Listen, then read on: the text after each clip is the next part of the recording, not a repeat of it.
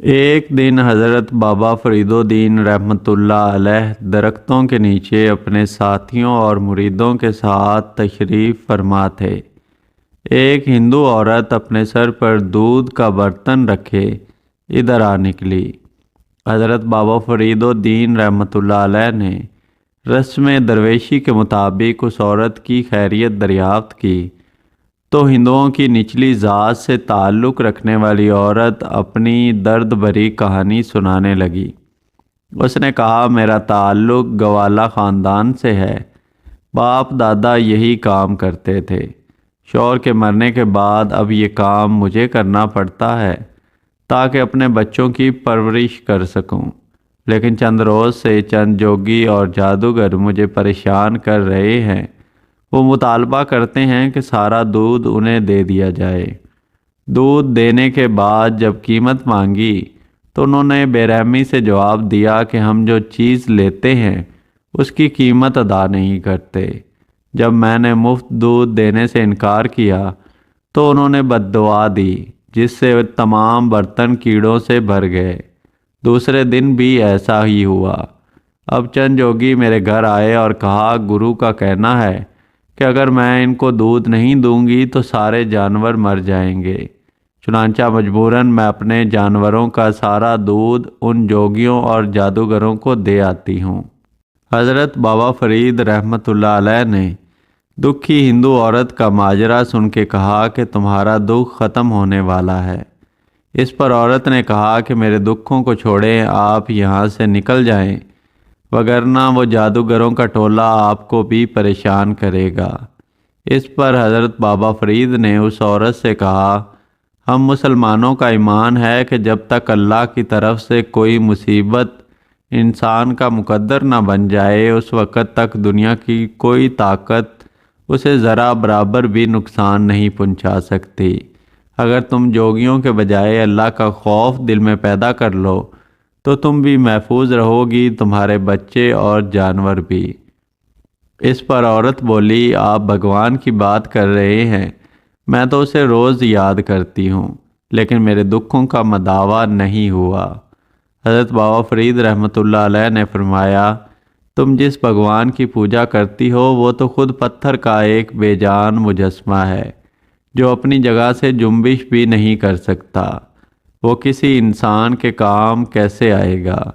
میں جس خدا کی بات کر رہا ہوں وہ اپنی ذات میں تنہا ہے، اس کا کوئی شریک نہیں۔ سارے جہان کے انسان مل کر بھی اس کے فیصلے کو تبدیل نہیں کر سکتے۔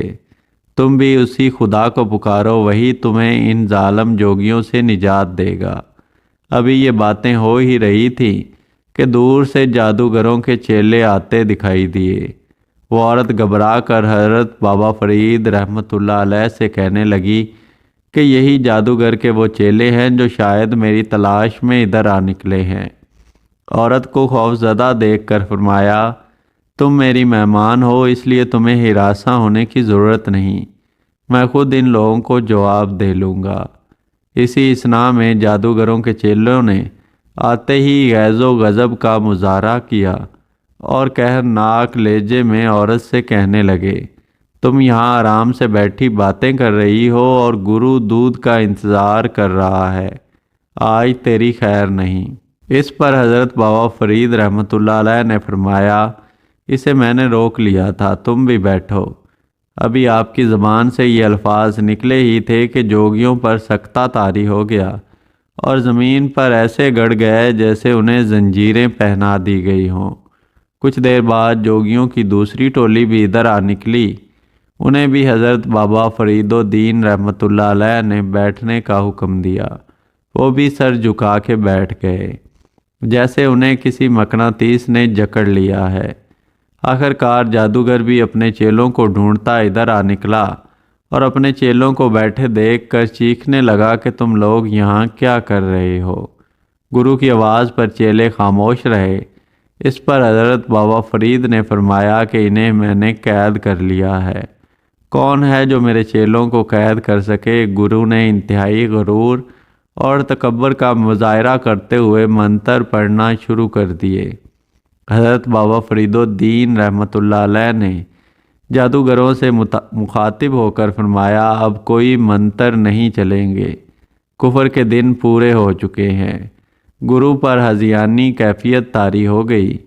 وہ چیخ چیخ کر منتر پڑھنے لگا اور بدی کی تمام قوتوں کو پکارتا رہا، مگر آج کوئی اس کی مددگار نہیں تھا۔ جب گرو کی کوئی چال کارگر ثابت نہ ہوئی تو اس نے بھی حضرت بابا فرید الدین رحمۃ اللہ علیہ کے قدموں میں سر رکھ دیا اور اپنے چیلوں کی رہائی کے لیے التجا کرنے لگا۔ تیرے چیلوں کو صرف ایک شرط پر رہائی مل سکتی ہے کہ تم انہیں لے کر دور چلے جاؤ اور آئندہ مخلوق خدا کو تنگ نہ کرو، وگرنہ یہ زمین تم پر تنگ ہو جائے گی۔ اس واقعے کا سارے علاقے میں خوب چرچا ہوا اور لوگ جوک در جوک اسلام قبول کرنے لگے۔ دوستو، مزید ایسی ویڈیوز کے لیے میرے چینل کو ضرور سبسکرائب کریں۔